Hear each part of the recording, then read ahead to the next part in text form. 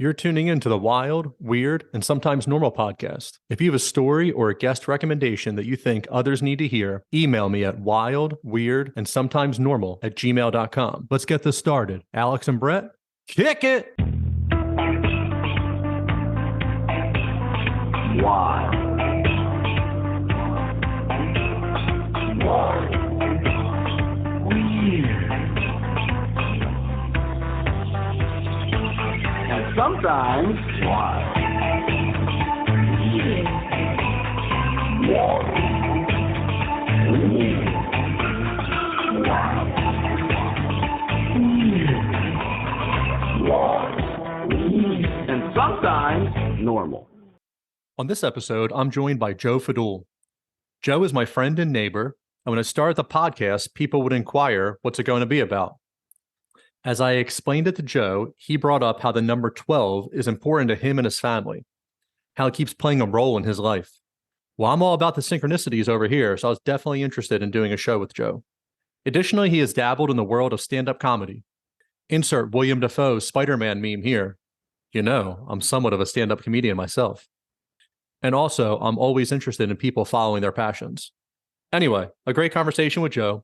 Follow him on Facebook and let him know you heard him on Wild and Weird. Enjoy the show.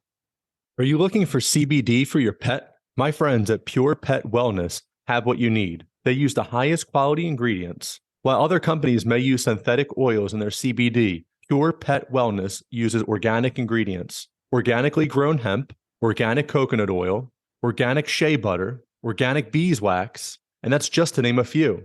A family-owned and operated company that also offers fast shipping. Go to purepetwellness.com for all your pet's CBD needs and use the discount code WILD and WEIRD at checkout. That's WILD, A-N-D, WEIRD.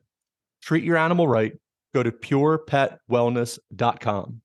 Are you looking to buy a home in New Jersey? Escape the city and move to the suburbs? Finally purchase that vacation home on the lake or down the shore? Maybe you're one of the lucky ones who are retiring and moving out of state. If so, let me help you. Keller Williams and the Real Estate Professional Group have what you need to make your goals come true. Reach out and have a conversation with someone who will put you first. Contact Brian McCoach at 856-321-1212 or email brianmccoach@kw.com. Welcome to another episode of Wild, Weird, and Sometimes Normal. I'm your host, Brian. And today my guest is Joe Fadul. Joe is oh, good. I'll just interrupt the intro, man. I'm not going to have all these people. I'm like, hey, who's Joe? Who's Joe? I asked questions earlier. I didn't know that you didn't want me to say hi back to you. Been doing it for 42 years. I apologize. That's it. Hi, Joe. How are you? Doing good, man. Good. So Joe is a friend and neighbor. And when I told him I was starting the podcast, he came and we kind of talked about synchronicity of numbers. A synchronicity is kind of like a coincidence, but it's more meaningful to you. And, you know, if you saw, I don't know, maybe you never saw a Lamborghini before or something in person, and you saw two of them at a stoplight, like, wow, man, that's like a crazy coincidence. But maybe you were thinking about buying a new Ford Bronco, and you're like, do I want a Ford Bronco or I want the Mustang that came out? I don't know. And then a Ford Bronco comes up and there's Joe on the license plate. Like, maybe that means more to you. And you're like, oh, the world universe is talking to me. It's telling me I should go get the Ford Bronco. So synchronicities are, they're a little hard to quantify. They're a little hard to, justify to the scientific world. But, a lot of people, the universe kind of works for you or talks to you or people find meaning in numbers. For instance, I call Joe twin all the time. We had the exact same birthday, same day, month, and year. I've never met anybody that had the same. I don't think I ever met anybody in person who had the same birthday as me, let alone down to the year. You're the second for me, so.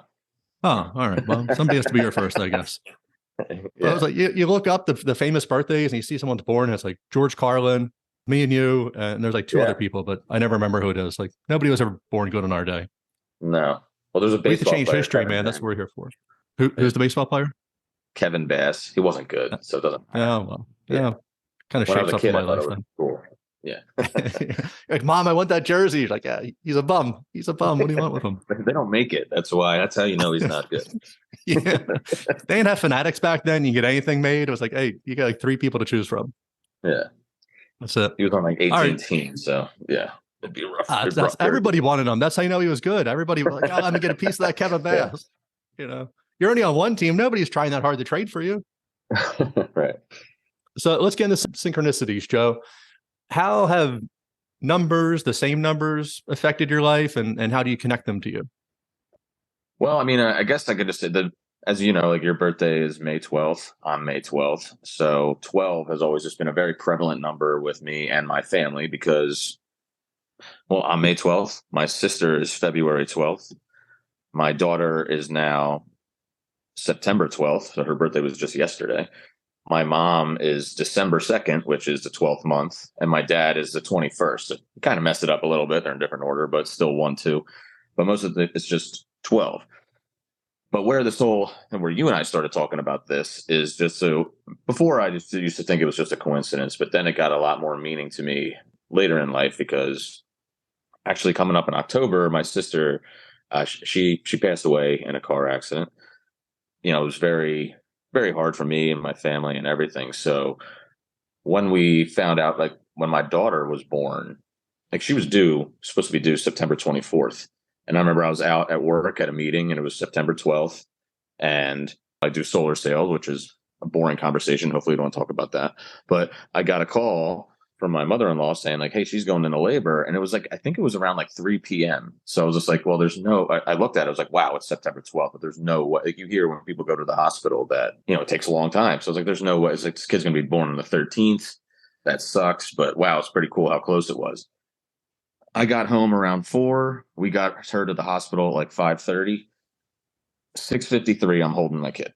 I'm like, it was so fast. And I was like, oh my God, it's on the 12th. So we still have the 12, the 12, the 12 going on. So now, like in my head with that, we're just thinking this is insane. You know, it's like, it's the 12 again. But the biggest thing that I would say with the synchronicity, is that the word? I never even heard it. Yeah, I think that's the best way to use it. Yeah.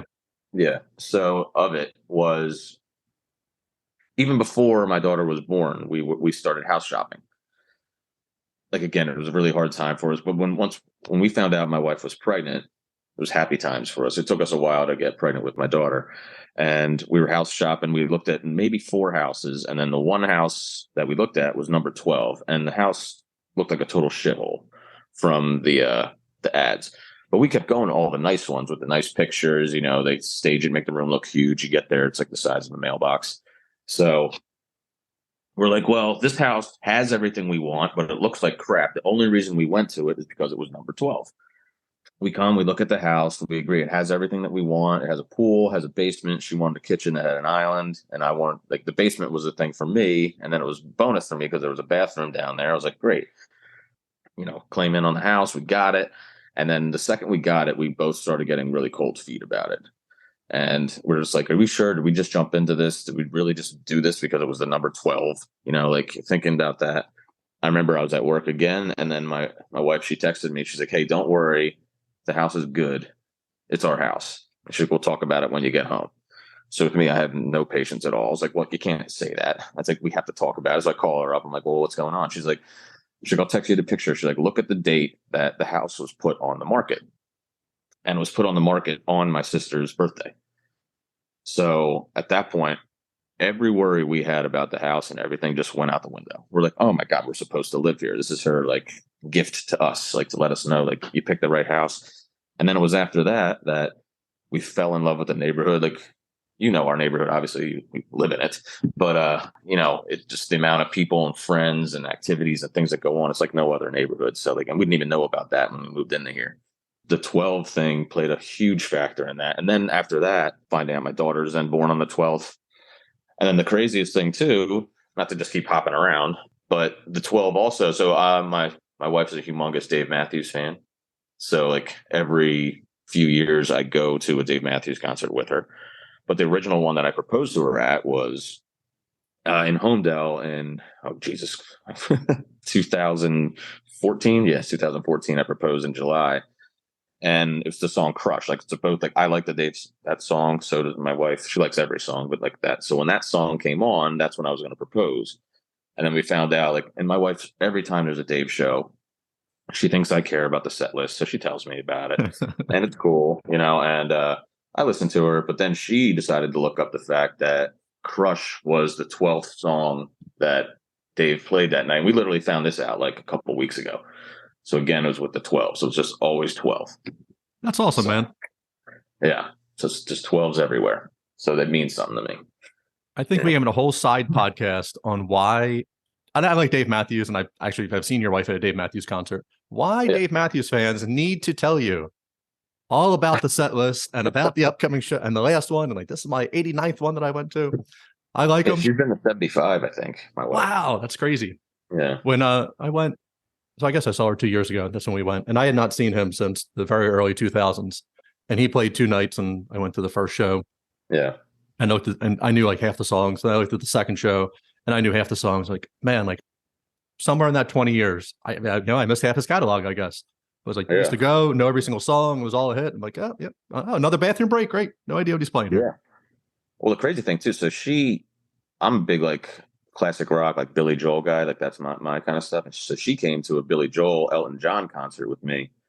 And actually, it was just Billy Joel, wasn't Elton John. Also, she knew like a handful of Billy Joel, and then she knew almost all of them. I had no idea that they were even Billy Joel.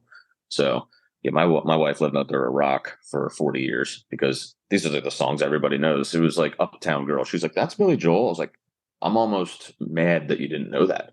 Right. But nah, she loved it. She had a good time. Whenever I watch a music documentary, I find myself either like loving the band as I'm watching. It could be like anybody. It could be a band that I've never heard of or I hate. And as I'm watching, I'm like, oh my God, that's like the greatest music ever. And one time, Showtime, they made a 3-hour documentary on the band, the Eagles. And I know like Hotel California and stuff like that. And as I'm watching it, dude, like every song is like, holy shit, that's the Eagles? Like, that's the Eagles? Like, I never had any idea. Like, so much stuff, man.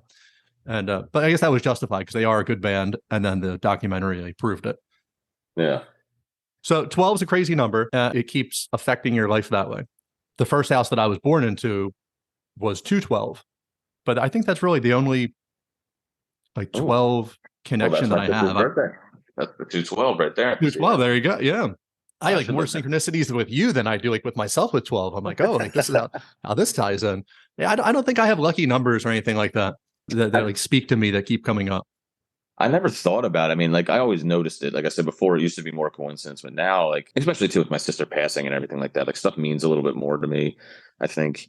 And it's just like I notice these things now, and it's like the littlest thing. Well, the funny thing, so my wife, like she got into it too. So when we got the basement in the house that we had, like you've seen my basement, it's all finished up, and like she got me like Eagles pillows. She got me a pillow with the number 12 on it that says my last name, Fadul. And like my wife doesn't know anything about sports. She doesn't realize like that's Randall Cunningham's number. He so I have stole to have his that number. Yeah. So it's like I have to have that conversation with every person that comes down here. She's like, "Why do you have your name on Cunningham's number?" I was like, "Well," then we go into the story again. No, it means a lot. There's like stuff constantly that's coming up as 12. It's crazy. Well, and sometimes I force it. So like I had to get a new cell phone when I got a new job, and the first 3 digits of my number are 912, and I did that on purpose. That's my daughter's birthday, so it's 912. So, sometimes that's a forced one, but I still like it. That number was available to me. So there you go. So that it was available. Yeah. But you know what? If things are working in your favor, like why would you get off that path and like, shake up that groove? Like nobody wants the South Jersey area codes. You look at it, like, ugly numbers. Yeah. I think that's really cool that you have that. And then it keeps popping up in your life, and it's nice. Obviously it's sad. Your sister passed away, and what a hard time that would be for your family.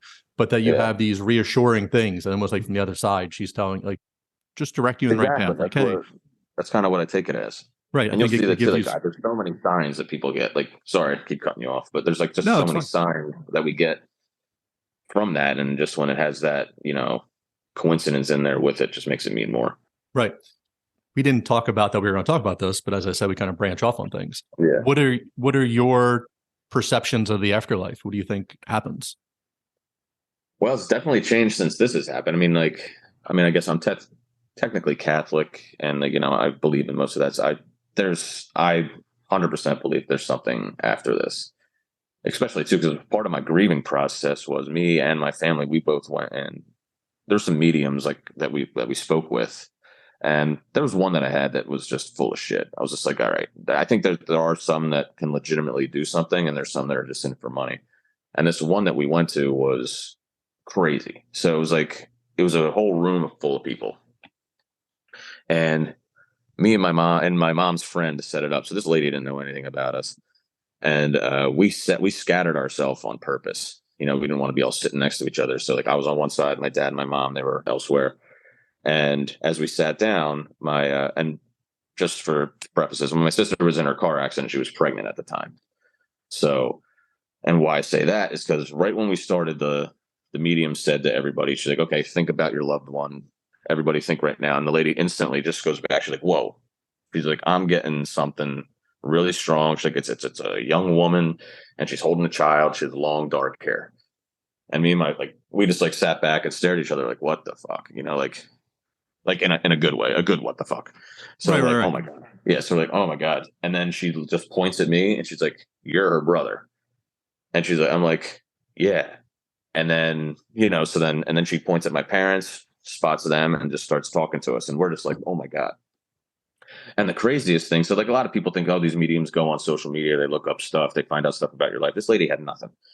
And she goes to me. So literally like the week before this at home, I have a recliner that I had that, I was going back to recline and it broke. So that big decision in our household was where we're going to get a new recliner. We're going to get a couch with a chaise lounge built into it. So I wanted the recliner. Jamie wanted the couch with the chaise lounge. So obviously, which one we end up going with. Right. So You can always get the recliner in the future. Don't worry. Right. So, but anyway, so going back to the medium too, and the medium goes to me, she's like, your sister, she's saying, and the medium even said too, she's like, I'm not going to know a lot of what this stuff means. She's like, I'm just going to repeat what I'm hearing. And the medium goes, she's like, I'm sorry you lost your couch battle. And I'm like, what? At the time too, couch battle. She's like, I guess. And then I wasn't even remembering it at the time, like what she's talking about. She's like, I guess there's a chair that was broken. And I was like, oh my God. I was just like, she saw that? She's like, oh my God. So I was like, yeah, I lost the couch battle. Yeah, I guess I didn't call it that ever. But yeah, like I didn't get my recliner. I got the chaise.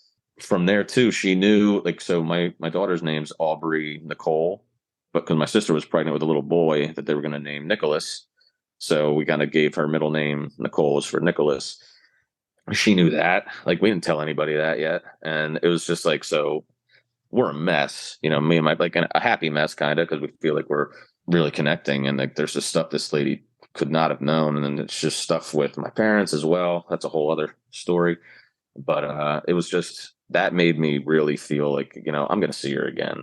And there's books that I read that really made me feel better, but I 100% believe it. How about you? Do you feel that as well? Or what do you think? You got crap on my whole story?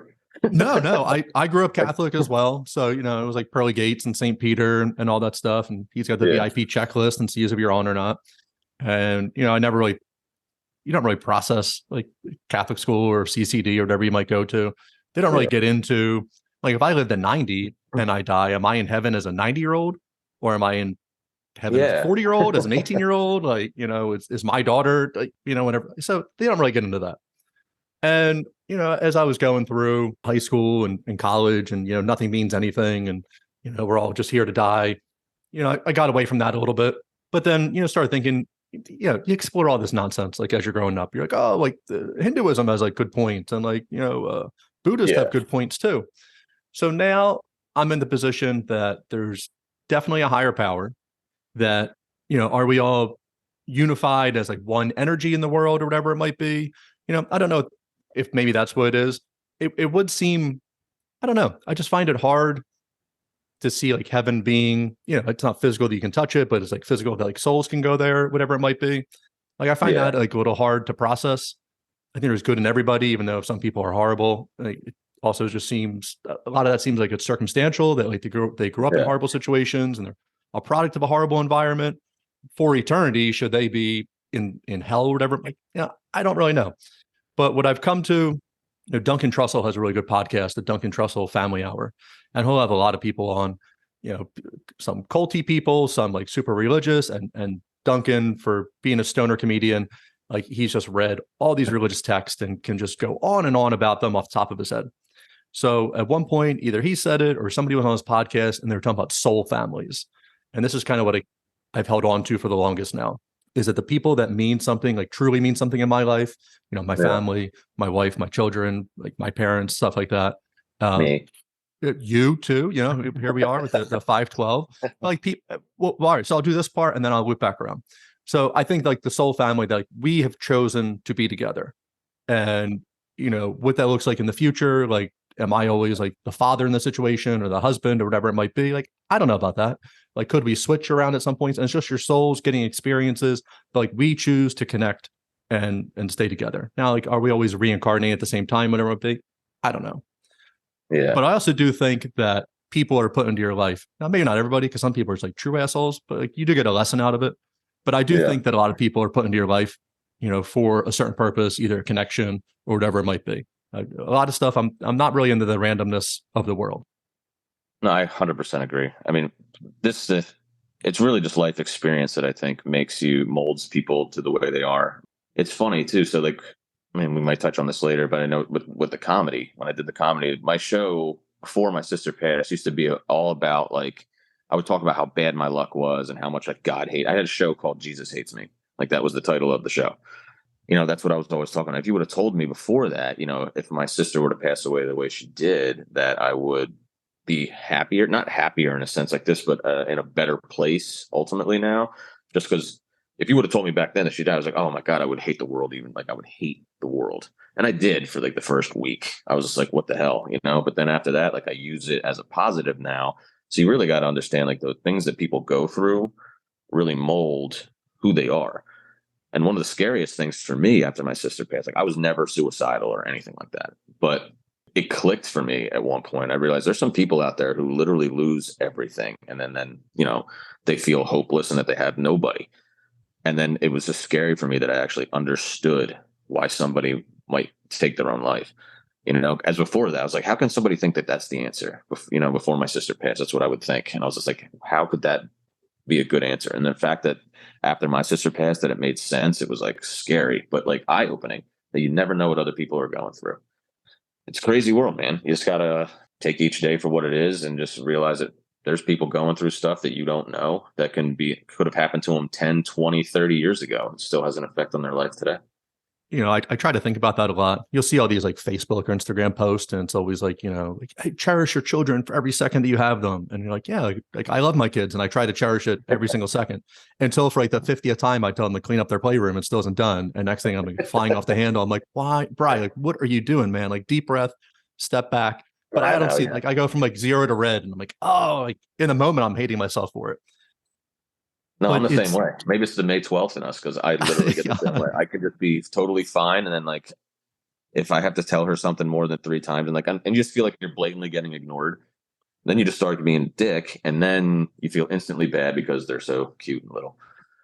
It has to be the May 12th. Like I can be sarcastic as all. And, Casey just absolutely loves it as like dick mode turns on, and she's like, what are you doing? And like, I used to blame it on like the Irish Italian mix of like, just like absolute feistiness. And I don't know. It's something with it. And I'm never happy as I'm doing it. I'm like, what is happening? Me neither.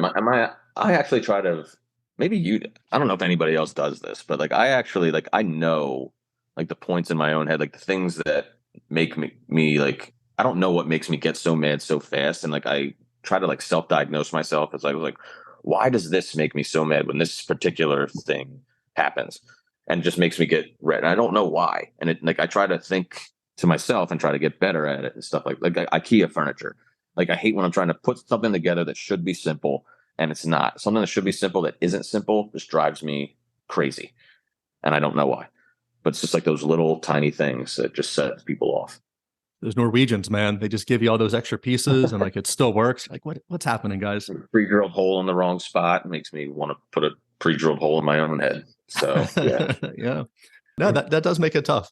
And you're going back, that you found, I guess you found like comfort in, obviously you don't look forward to or ever wish a sibling to die or anything. No. You thought you'd be a complete wreck after that. And then you had to deal with stuff. And like, obviously, that's true. But I guess then maybe to see like the closeness that it brought you maybe to other parts of your family. Makes me appreciate life more, what happened. I guess you could put it that way. Yeah. I mean, ultimately, perfect world, I could have my sister back, but I think the way I do now with her here still, because I had just had a different mindset back then. Yeah, I always lived in the world that like, oh, that stuff only happens on, like Dateline NBC, or I even talked about it in my sister's eulogy, because my sister had said to me, every time we watch these Dateline shows, it's always the nicest people in the world. My sister even commented on it. She's like, we were watching one episode and she's like, you ever notice it's always the nicest people in the world that get killed on these shows?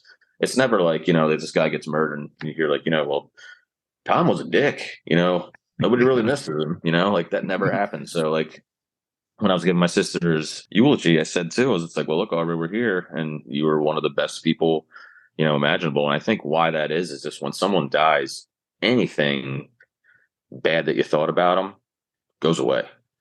Like, I mean, she was my sister. We used to get in dumb brother sister fights, never anything like super serious or anything. But I don't remember any of that. It's all the good that you remember. So I think like even no matter who dies, just admit it. Like you said earlier, everybody might have something good in them. I think that's just instantly what you go to when they're family or friends. Yeah. And it's a shame, but if we never experienced anything bad, like we would never grow or develop or whatever it would be. And like, if I still had my college mindset now, like just what a missed life I would be like living right now.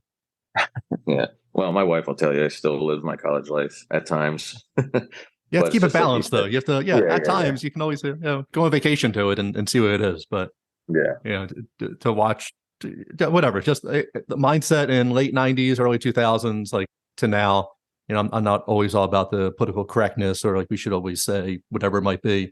But like some of the stuff back then, like just thank God there weren't cell phones. Thank God, like whatever. The stupid flip ones, you could take a horrible 512 megabyte picture that you could never do anything with, a 5-second video. But like just thank God none of that is now. I know. Just gets tough. So let's switch over to comedy for a little bit. Yeah. How did you start with that? Like what happened? Were you always the funniest person in class? Or no, I was the quietest kid ever. And to this day, I really don't know if I was just shy or my family never gave me an opportunity to talk because most of them don't shut up. So my sister was very talkative. My dad, God bless him, he's probably talking right now, and he could be by himself. He does not stop talking. And it's just, he goes off the rails with these conversations that go all over the place. I think just when I was a kid, I had no opportunity to say anything. So you had to find your lane. You're like, if I'm saying something, like it needs to be interesting to these people. Yeah. Like I said, my sister was a little older than me. My sister was like the most popular girl. She was beautiful. She got great grades. She was like the perfect, kid you could have. And then there was me. I was just quiet. I did well in school, but and I got, I was always in the popular crowd, mostly because everybody liked my sister. So the guys who thought my sister was good looking were being nice to me because of that. So that helped me out. It wasn't until I'd say one of my friends in high school, just hanging out one-on-one, like he started just telling me, like I would hang out with him. And then one of his other friends was like, well, why do you hang out with Thule so much? And he's like, oh, he's hilarious. Really? He's like, he doesn't even talk. And then we also started hanging out. And then they thought that I was funny from time to time, and nothing no one ever it wasn't like we had big talks about me being funny. It was just it just came up that he's a funny guy. And then all I can thank when I went to college is alcohol helped a lot. So it's a whole new group of people. You're starting to open up a lot more. And then one of my buddies there, he was actually a year younger than me. He was in my fraternity. He sort of set me up in a sense that there was an open mic show he always said about how funny I was and stuff like this, because at parties, I was making people laugh. And then he said, he's like, yeah, we're going to go see a comedy show in New York. So I'm like, okay, I'll go. And there was a couple other people that were with us going. So we head up to New York. The show was at literally 4:00 in the afternoon. I was just like, who's this show's going to suck. Why are we going to this? And we get there and I see that my name is on the board as going up. And I'm like, what the hell? And I was not prepared for this whatsoever. I start sweating, and then I'd say my parents are there. I didn't know that. They told my parents. So my buddy Ryan just goes, that's messed up, man. Yeah. This is terrible. Yeah. So my buddy Ryan just goes, just tell that story that you told the other night at the party. And I was like, what story?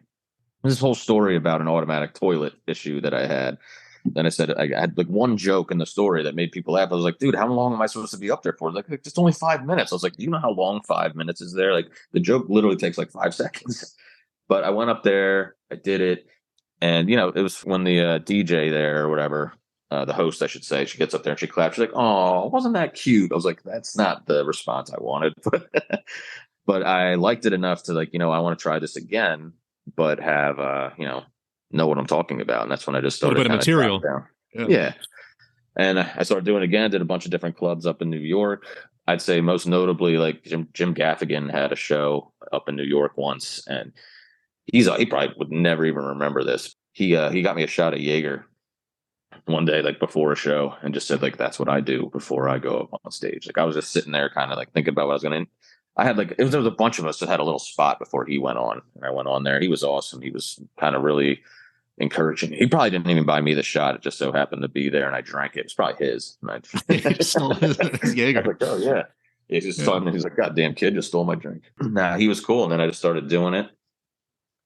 Just starting to learn to relax and just it's like, hey, maybe this is the thing. And then I actually lived in New York for a little bit to try to make it like a career. But then I kind of realized like that's not what I wanted to do. I wanted to have like a wife and a family and all that. I didn't want to be a traveling comedian and all that. But for me, I loved that I did what I did with it, because eventually I came back to Philly, and I started doing hour-long shows that I would promote myself for. And the first one I did, like 70 people came to it. And then after I did that first one, then I was packing the house. Like I did like about 9 or 10 of them, and it was sold out each time.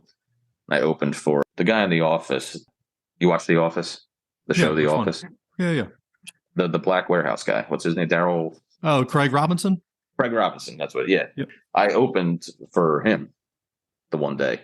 So like I shouldn't say I opened for him. I had a show, and then his show was after mine. But sounds like you opened for him. Yeah. Well, if you don't think I'm tagging all these people in my post to get them to get noticed, like Jim Gaffigan, at Craig Robinson, I interview Joe Fadul, like they're going to find out about this, man. Yeah. But yeah, I went on before he did, and I met him for a split second. He was really cool too. There's other comedians that I met too, some that I didn't think were that cool, but I'll keep that to myself just because I'm nobody. But no, overall, man, I did that. I loved it. I loved the way I did. I still want to do it again. It's just literally the last show I did was maybe like a month or so before my sister passed, and I just haven't done one since then.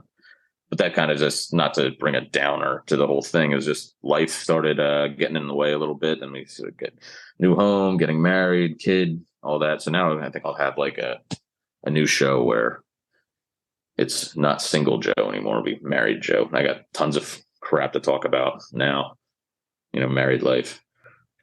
So this started off as an automatic toilet story with one little joke in there. But you know what? The lady, I was like, hey, that's a cute story. But at least she like recognized you instead of like silence, right? I mean, like from the stuff that I'm hearing, silence is the worst thing. And the joke was good. The joke was good. The joke ultimately made people laugh, but it was for 5 minutes. So like I had nothing else after that. I was just kind of like just talking up there and just hoping people laughed at it.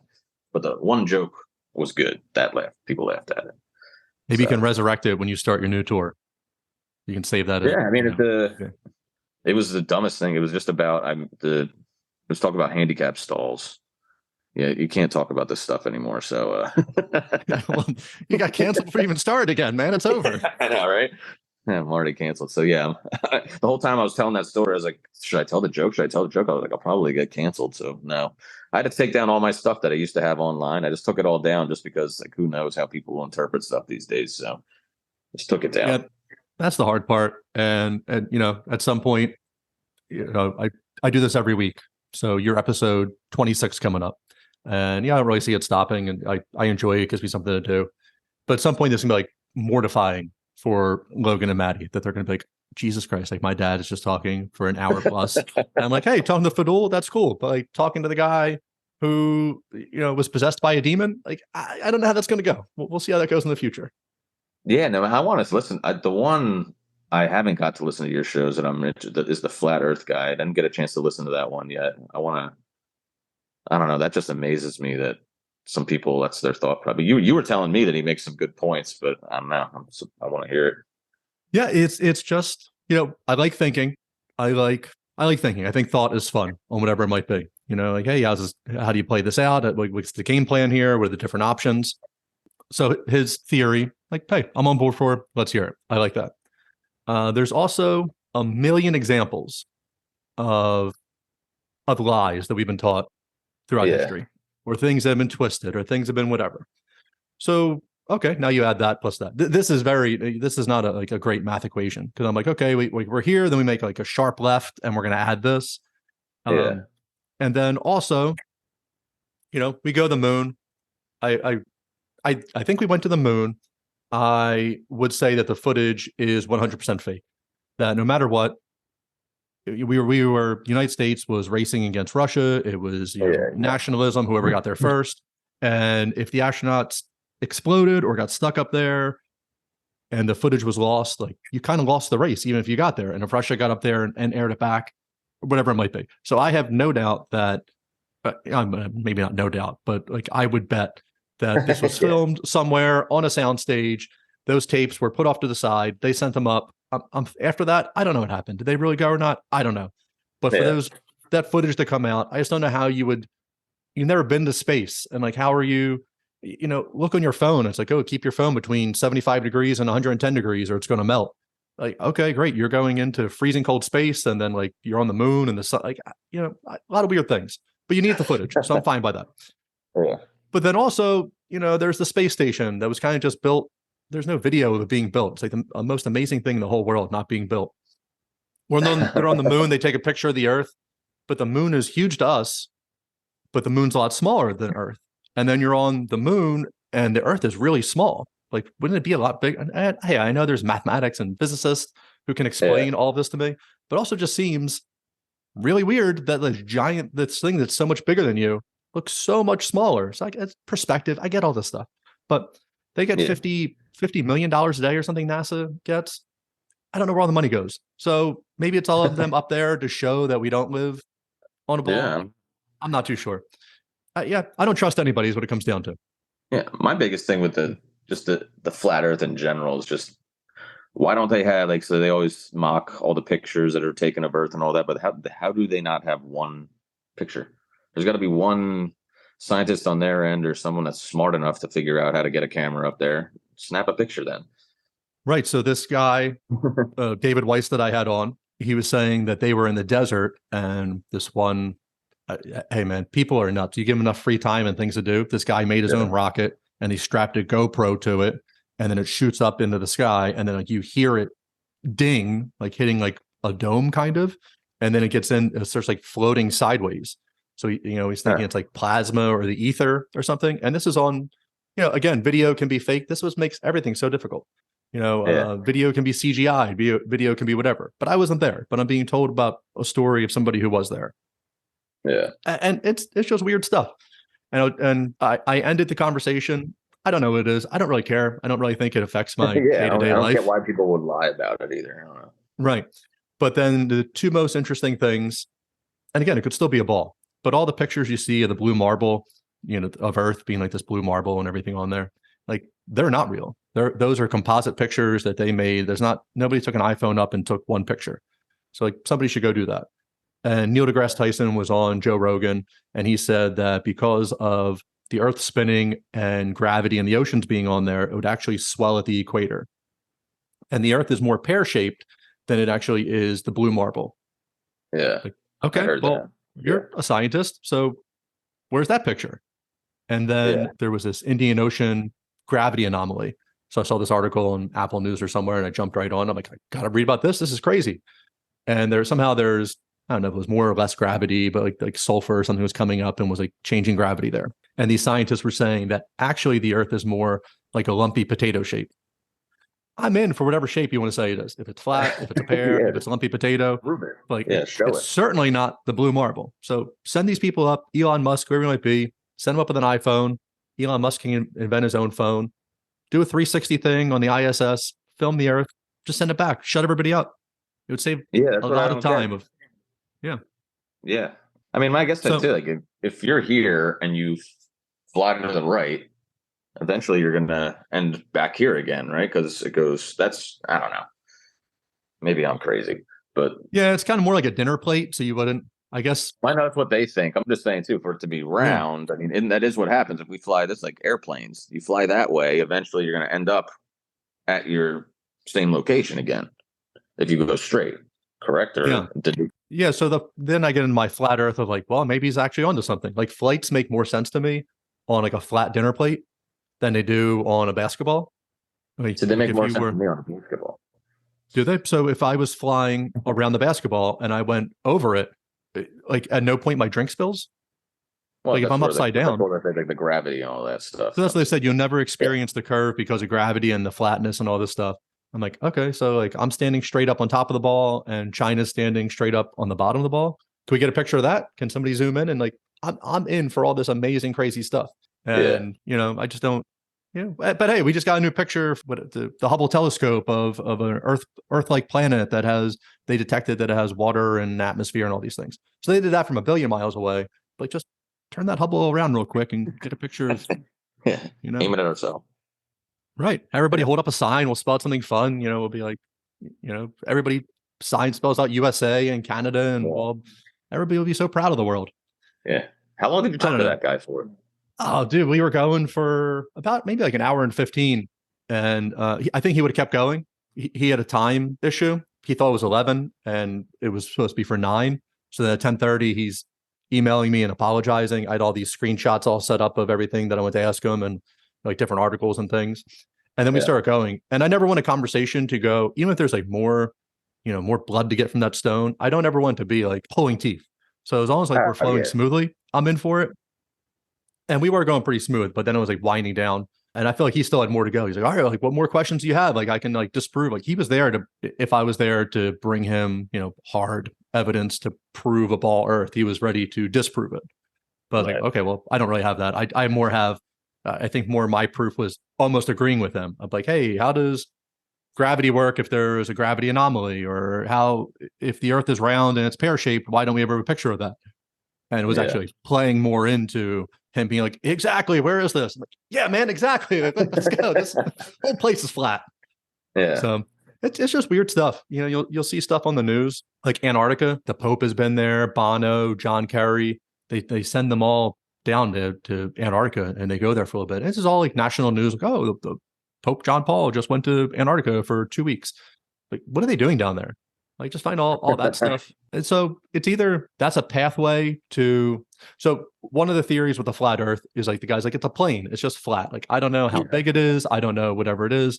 But like our current Earth is a puddle, a lake. And then Antarctica is the ice wall that keeps the water in. And that's how come the water doesn't spill over, right? So all these people going to Antarctica, if it's just ice, I don't think penguins are, maybe polar bears, whatever it is. If it's just ice, like why is the Pope going there? He's always 90 years old. Like not great to be 90 and cold. I bought a ton of cold gear and never keeps you as warm as it's supposed to. So like you're never gonna be warm. Like Bono wants to go stand on a piece of ice. Like it doesn't make sense to me. So either that's a passageway to another pond, which would be like another Earth-like civilization. Maybe it's not even Earth-like, whatever, another civilization. Or they have the David Grush UFO guy came out. Yeah. And I forget the guy who first interviewed him. Polthard or something was his name. And he was then going on to further about that there are some ancient UFOs that they've recovered fully intact, partially, whatever, and they recovered and brought back to whatever secret base from the analyze, whatever it might be. But there was also a UFO that was so big that they could not move it, and they had to build a building over it. So that was what this journalist was claiming, not even like a UFO whistleblower. Yeah. Like, well, what's disinformation or not? And hey, maybe this guy's source lied to him. But he went on, he was like, no, this is all the stuff I've heard. This information has been backed up by other people saying, that this UFO was so big. Like, so maybe there's a flash frozen alien society there or something. Like Antarctica was supposed to be warm at one point and now it's frozen. Yeah, I don't know how any of this stuff works. That stuff like just fascinates me. That kind of stuff. I don't know. I think it's weird. Yeah. As much as I think it's weird, I don't get why people would lie about it or why it's that big of a deal. It doesn't even matter. Just live on it. Like we don't have a choice. Just shut up and live. I think, maybe. I think that's part of it. You also see there's a money grab for everything. Anywhere you make money, the government's going to find a way to do that. And if part of it is, hey, we're stuck in here, we can never do anything. Maybe that encourages lawlessness or people not to follow, more laws than they already don't. Or to question paying taxes. Like, well, if we're just stuck here, like, what are you guys going to do? But if there's always like, hey, we're going to go explore the moon, then we're going to go explore Mars, and we're going to go do these things. Like, this is why we need you to give us money. But we never really see like direct improvement from money. You know, like our roads are still falling apart and all these things. You see pictures of Dubai, and it's just like this beautiful, you know, what was like being sold us as like a third world country at one point, and now it's like this beautiful first world. Vegas. Yeah, and just like all super high glass buildings, and they have you know, a 1,000,000-story building you can play tennis on top of that has an indoor ski slope, like just insane.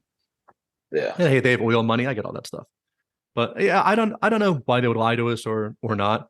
Sometimes I think they're just so far down with the lie that they have to keep doing it. Like even UFOs now, like, okay, well, if you recovered Roswell crash in the 1940s, dude, just come out and say, like, nobody cares. Like they still stick to, oh, JFK was assassinated by Oswald, where like every piece of evidence proves that it wasn't just Oswald. Yeah, I'm big on but that. They're That's so stuck into my senior thesis was about. On Kennedy and Oswald? Yeah, my senior, I was a history major in I was going to be a history teacher originally when I was. That's what I wanted to do too, and I was just telling Casey about that over the weekend. I was like, really? I want to be a history teacher. Our birthdays matching up here, 0 to 100. The history teacher, got to be something, man. Yeah, but I had to write I wrote like how long? It was like maybe like a 40-page paper or like a thesis on was the President Kennedy, but the last 20 pages was all on his assassination and me just saying how it didn't happen the way people said it did. Yeah. Yeah, it's crazy stuff for there. That Robert F. Kennedy Jr. just had this really good interview for an hour. Like this guy's, I don't care what, I think both sides of politics are broken and we're never really going to fix anything. But this guy's like super sharp and smart, and he's just recalling all of this like bio facilities that were in like North Carolina and that we had, like Fort Detrick, and the top of his head, like boom, boom, boom, talking about like the 9/11 Patriot Act and the 2 senators who voted against it. They're the ones that got the weaponized anthrax sent to them that were then tied back to Fort Detrick. So like he's coming out saying as much as you can come out and say without publicly saying, was saying that like one of the 3-letter agencies got a hold of it and sent it to the senators, because then right after that they voted for the Patriot Act. So he's going on and on. He's like, oh, and I went down to Miami and I met with, you know, the CIA handlers there who handled Oswald and like someone else with Cuba, but like just this whole mess. And for him to come out and call this out. What I found too is that the Oliver Stone JFK movie is very accurate with a lot of stuff. Like, because I had to do like, it was a research paper for school, and I was looking up all like these ex-CIA, FBI guys and just getting their stories. I was like, wow, it's just crazy. And I agree with you. Government, both sides messed up. So yeah, if you're looking for one side to save you, like you're gonna be waiting for a really long time. Yeah. Right. So we need to like shake up the system as much as possible while still kind of going straight. Like I don't want to go back to the Stone Age, but like we need to kind of come back to being together and having, you know, like the flag unite us wherever it might be. Yeah. But actually, I guess the way to spin all this together in a sense too is just like saying however the world is, just even talk about the numbers earlier. I mean, I think everything's connected somehow. And like there's a correlation to stuff. Some stuff I don't think is coincidence. The stuff now that we talked earlier, once losing my sisters, everything, as weird as that might sound or whatever, I guess it's a good show to be on. Got weird in here, but we did some normal. Now we're into the weird. Yeah. Now we'll be weird as hell. I think it all does tie in. I think there is something at play. Like I do think there's something after this. I think too. I don't think it's crazy to think. Like I was telling, I forget who I was talking this about. You just look at what it takes to be alive, like the human body, everything that goes into it, like everything. I think it's crazy not to think that one little part of you is still there after you pass away. Because like, look at atoms, molecules, all this stuff that can do everything to heal the body, all these things that just happen while you're alive. I don't think it's crazy to think a part of you is still there after you pass away, like a soul or something. That's what nothing can be destroyed. It just gets reformed or whatever it might be, but all matter stays there. Yeah. Something happened, I think. So it all ties into go ahead. No, I love the idea of sliding doors.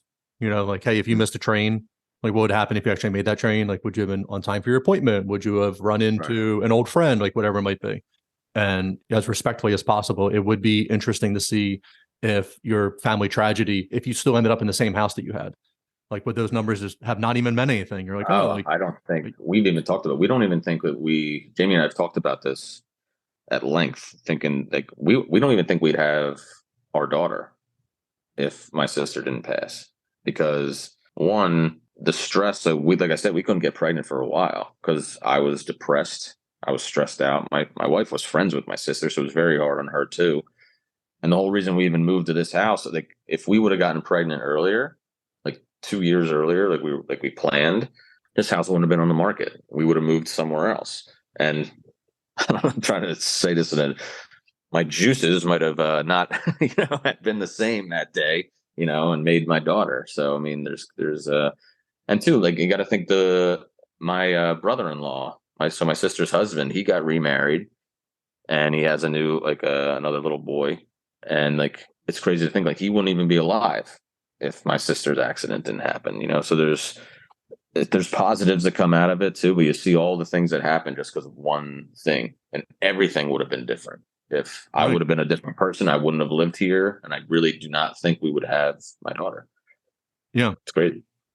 I love the idea of sliding doors, and how life has turned out. Like if I didn't have a shitty sales job, I never would have met my wife. Like I didn't. I was horrible at sales. It was my second. It was like my second real sales job, phone sales. I sucked at the first one. Like never made any money. Like thank God there was a base, and they would give me $300 for a car allowance. And then I took this other horrible sales job, and the only time I ever made it, I think I made like 2 sales. And one time there was like these auto orders that would come in. I got to claim it before anyone else did. Like I sucked, and I was there for a year. But then I met her, and then we talk about. Then I went and worked at casinos, and now I work for the state doing like finance stuff, budget stuff more. But then she's like, "Oh, like if we did that earlier," I was like, "If I did that, I never would have met you." Like I was delivering mail for 2 years. I had no idea what to do. Like for as long as it took me to graduate school, most people were called doctors by then. Like I was still like in county school, and people were like, "Oh, you're in like your 9th year of county college. Like, aren't you supposed to be done in like 2? Don't they just like kick you out at some point and give you the diploma?" Like, I guess so. I showed up for class, maybe. But yeah, it's. Oh, sorry. I was just gonna say same thing with me. I didn't even hit on this earlier when we were talking about the comedy, but the comedy is the reason I met Jamie. We went to high school together. Jamie was a senior when I was a freshman. My mom taught at our high school, so my mom had Jamie as a student. They knew each other, but like, and you're just like friends on Facebook because you went to high school. Like I knew who Jamie was, and I thought she was gorgeous. So I was like, oh, we're friends with this girl, Yeah. So then I was doing my comedy shows, and I was putting stuff on Facebook, and I used to do like song parodies. And even going back, I had a song parody about one night with a girl, and I won't get into the specifics of the song, but it was a funny song.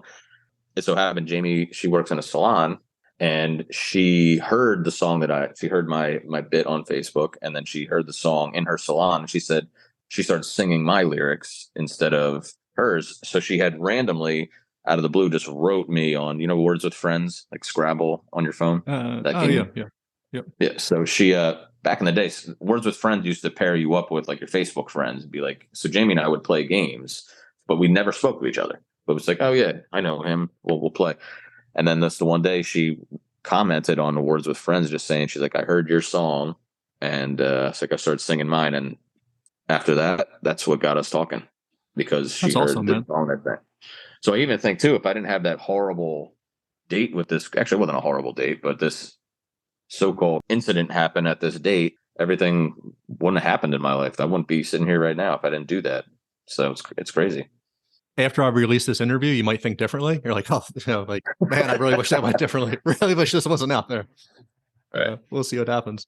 So I want to get back to comedy real quick. So you did the open mic thing, and then like probably some more open mics, but like, when did you start getting like, like a goal is like a tight 15, right? Isn't that like the comedian's goal? Like if they can just get that, and then they could be an opener for somebody. Like when did that happen, and then proceed to an hour? Well, actually it was weird. So you always think like New York and LA are like the places you want to be when you're doing comedy. Obviously living here in New York is closer. But anytime, if you wanted to get a gig in New York, even like that one particular open mic that I did, like I said, there's no lie, there was probably 11 people in the audience. It was like a very, like, you didn't have to bring people, just get up on stage, get used to it. And I did it. And so real quick, the 11, you went with a couple of buddies and your parents were there. So there was like 3 people. Yeah, there's probably like, yeah, exactly. And I think they just worked there. Yeah. I think it was just the waiters, because they didn't have to wait on anybody yet. They might have just sat down, so it was just that. But later, what they make you do in New York when you want to get on stage, like do a 5-minute bit, you have to bring, it was like, I think it was you had to bring 5 people with you. They had to pay cover, and they also had to pay for like 2 drinks and a meal.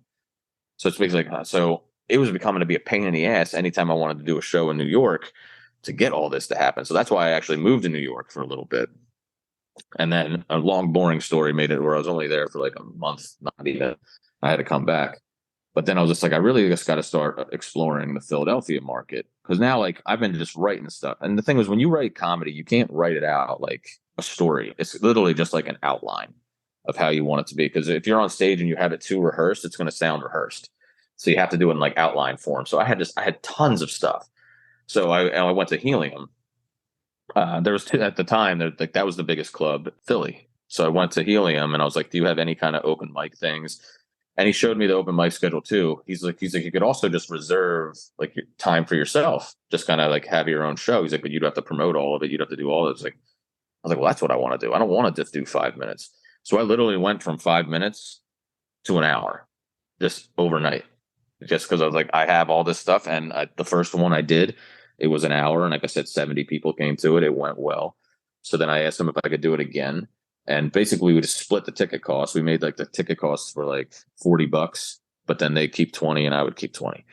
So they were happy, you know, and people were buying food and all this kind of stuff. So they made out with it. And I just kept trying it. And then I loved it when the hour show that everybody was there just to see me. And sure, it was a lot of my friends, but that makes it more nerve wracking when it's all people that you know. But I'll tell you this, I was more nervous doing it in front of 11 people than 250, you know, in a small comedy club, just because when it's 11 people, you can see everyone's reaction and it just gets in your head. But when there's 250, you hear the laugh. So if there's like 30 people not laughing at it, you don't care because you heard the big roar of laughter around it. But just doing like 11 people, it's the worst. I'd rather do 3,000 than 6. It's crazy.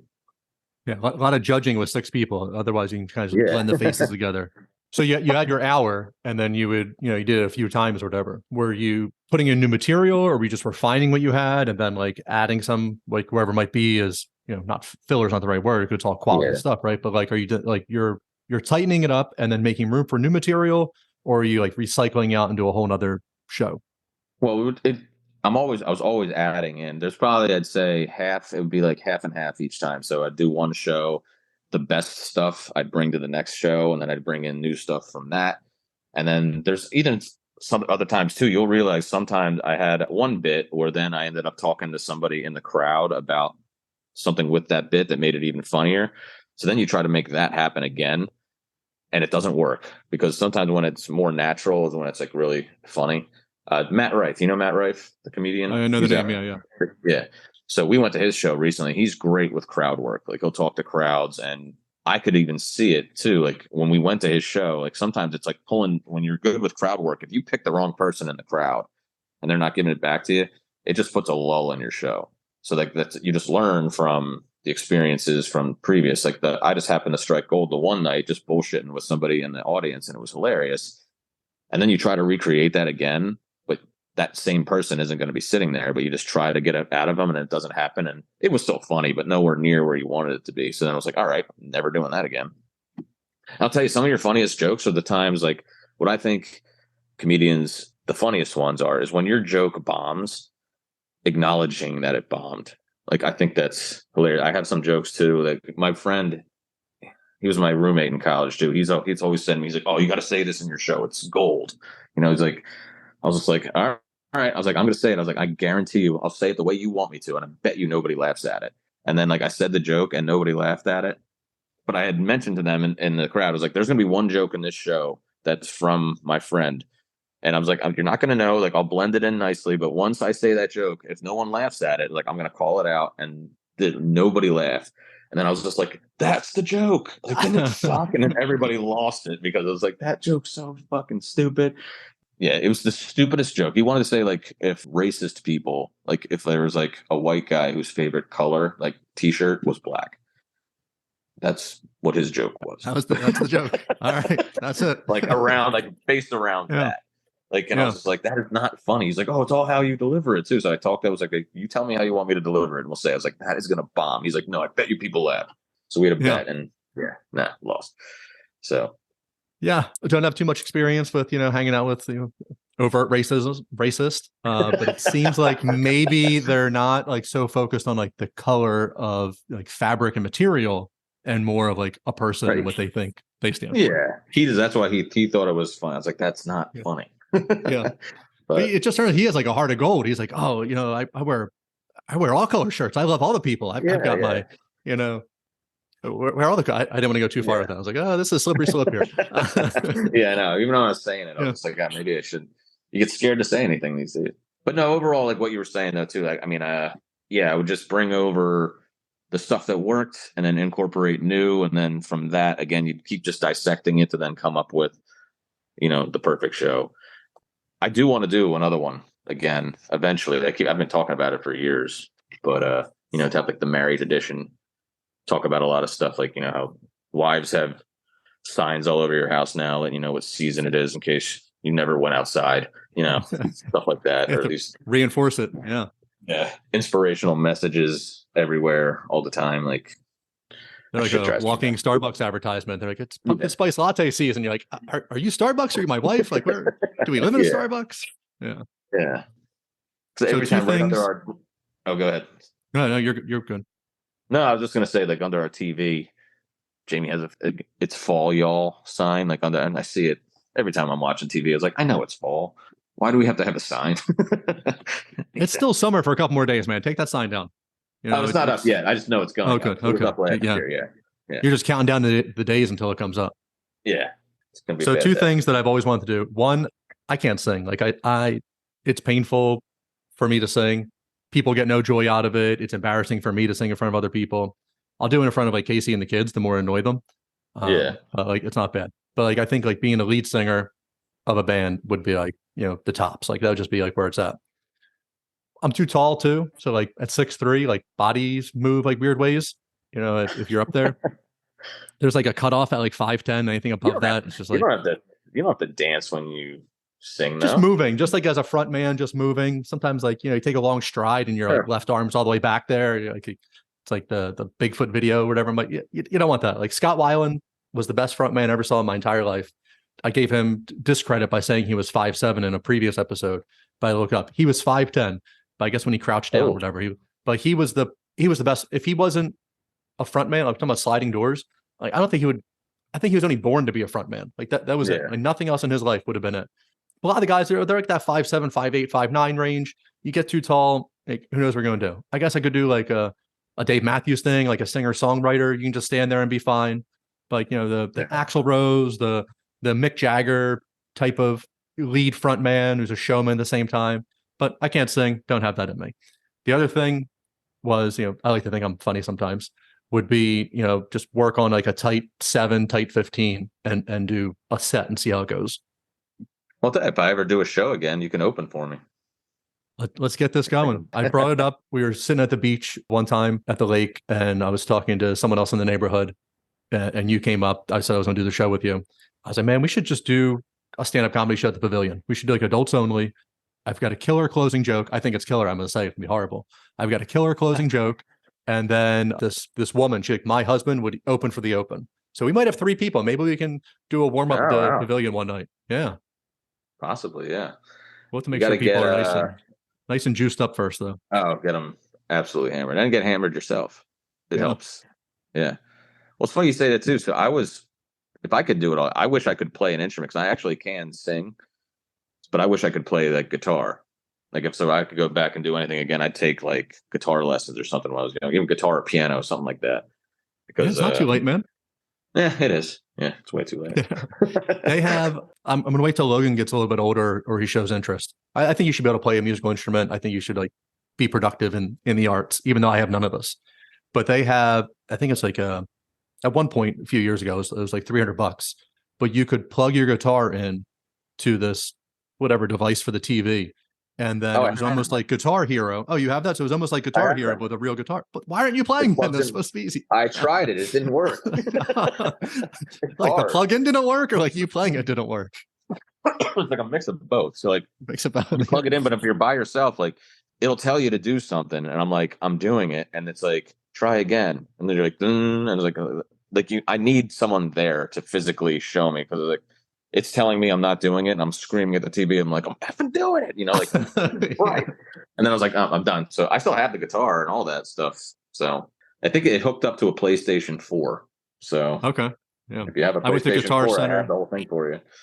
I need PlayStation 4 first. At that point, I could probably just get a teacher to do it by the time I Yeah. spend $500 on a PlayStation 4. So I went to Now, Guitar Center in PlayStation high 4 school. is only $100 right now. Oh man, look at this. I might be coming over to borrow that guitar toy. Yeah. So I'm left-handed in high school. I go to Guitar Center. I want to play guitar. My buddy plays guitar. I'm like, oh, you know what? Like maybe I'll try to do this too. And I go there, and the most, I guess, like affordable, not like the cheapest as like in cheap, but like the cheapest of quality that you could get, the Yeah. cheapest of good quality. They had an acoustic right-handed guitar for like $100, and then the I think the absolute just cheapest at all for left-handed was $250. So I'm talking to the guy, and I was like, I don't even know if like I like this or if like I'm good at it. And he's like, well, have you ever played the guitar before? And I was like, no, I've never done like any of this stuff. And he's like, all right, well, like play air guitar. So I play air guitar as a left-handed person would. And he's like, well, yeah, you could just switch that up anyway. It's not a problem if you've never done it. And my right hand was not meant to strum. So I bought this. I bought a little book and had like a little tabs thing. I bought the Sublime tabs to walk me through that. Yeah. I was playing Santeria in no time. And I got down to like, I was able to pick like Mary Had a Little Lamb, like with a Spanish flair to it a little bit, but I had to stare down at it. But anything real that like required my hand, like slide down the fret or do like I don't even know what you Yeah. call it. You It's pinch it hard, and man. slide. Yeah. But I was like, I need somebody. Reading is not doing it. Like YouTube wasn't as, I guess, prevalent at that time. I might have been around them. Yeah. I guess YouTube wasn't even around in like 98 or whatever. But like, there was nowhere for me to watch these videos. So I gave up my guitar at that point, gave my buddy the guitar. I was like, hey man, like this is just sitting on my wall for the last year. Like, do you want this? And never picked it up again. So maybe I'll go in and see if we can get the left-handed guitar going. We can have dueling banjos, man. You can, but this will be the opening to the opening of the comedy show. It would be horrible. Dude, when I was in elementary school, my mom tried to get me to. I had a saxophone, and then I was supposed to practice my sax. I sucked at it. I hated it. And then like we had the big concert the one night, right? And they gave out awards for all this. Everyone did great. Little did anybody know, I was literally sitting in the front row, acting like I was blowing into it. Because if I really did blow into it, it would have messed the entire thing up. But I didn't do anything just to keep everybody in line. I did not blow into the instrument the entire thing. I can't think of the word. Yeah. So you took fake it till you make it to like an extreme. You're like, I'm just gonna fake it, man. Like it's something. Mm-hmm. They had us sitting in the front too, and I was just like, blowing into it. Well, you can't see this on a podcast, but yeah, I might put that clip right there on TikTok or something. We'll blow you up on TikTok with that. Oh, yeah. Picture a giant blowfish and the hand movements of on a saxophone. That's what I wanted. That's what I did this for. Yeah. All right, man. I don't want to take too much of your time. I really appreciate you coming on. Do you want to cover anything else? No, man. I think we it's sort of weird how we tied all that in, and we got off track a little bit with that world stuff, but I think it kind of ties into just thinking how all this stuff kind of pieces together. I think all of it is one thing, like I said earlier. So it's kind of cool. Yeah. I think the overall arching theme of all of it is like the world's just beautiful, and it doesn't matter what shape it is. And for people to spend a lot of time arguing, even though there is obvious disinformation coming from credible people allegedly as they're saying it, but to spend too much time being like, great, prove the earth is flat. What does that do for your finances, for your taxes, for what makes you happy? Not a lot, but it's fun to think about. But I think the overall arching sense of this was, like, life is beautiful. There's more to this life than like just 9 to 5 and going to the bar on Friday, wherever it might be. But like, try to appreciate your family when you have them. I think the life, enjoying life, enjoy it. Don't sit here being pissed off at everything all the time. Like, there's a lot of stuff in politics, a lot of stuff with everything that you could sit and argue with for days. But why? Why not you just your little Facebook post or your reels and all this shit you post on social media isn't going to change anything. So why don't you just put it down, go enjoy your like I see guys like these. I'm literally friends with people on Facebook just to watch them be mad at life, just because I see how like ridiculous they are with it. Like there'll be their kid's birthday and they're just throwing up like 9/11 conspiracy theories and all this stuff. And whether you believe that or not, and there's lots of evidence to believe a lot of these things. But what are you going to do? Why don't you just put that down and go celebrate your kid's birthday and put up some happy shit? Yeah, I see a lot of mad people. The funny thing the other day was they're adding another brewery into our town. And then the people are like, how many breweries is too much? Is this turning into college town? Like, but did you not go to college? Like, you didn't really go to breweries. You went to like the Pennant and like beat the clock night. And hey, if these breweries are going to start having like a penny a drink for like the first hour and double every 10 minutes, whatever, like sign me up, because, you know, some of the $6, $7, $9, $10 pours after 2, you're like, oh, I'm just going to go home. And hey, you should go home after 2 anyway and be responsible. But hey, if you have an Uber or something, I might be interested in some of these beat the clock nights that they have going on. Definitely. And is that true? Is there a new brewery coming? There's a new brewery on the old mayor, somewhere on Main Street. I don't know. I'll find the article and shoot it over to you. I'll put in the show notes, people. Everybody can enjoy our new brewery that we have coming through. Yeah, I went to a newer one. I mean, is it already open, or are you talking about a newer one besides the ones that are open? No, I think they just approved it, and they might have a North Jersey or somewhere in the north. They have another one, and now they're having a second location. Okay. Yeah, because there's 3 of them already on Main Street. There's 3 breweries right now. Yeah, so this will be the 4th one, and people are like, you know, the oldest brewery. I don't want to disparage them. Maybe they want to be a sponsor one day. The oldest brewery, they can go figure out their timeline. People are like, that doesn't even count as a brewery. Their beer sucks. So people are like, there's really only 3 anyway.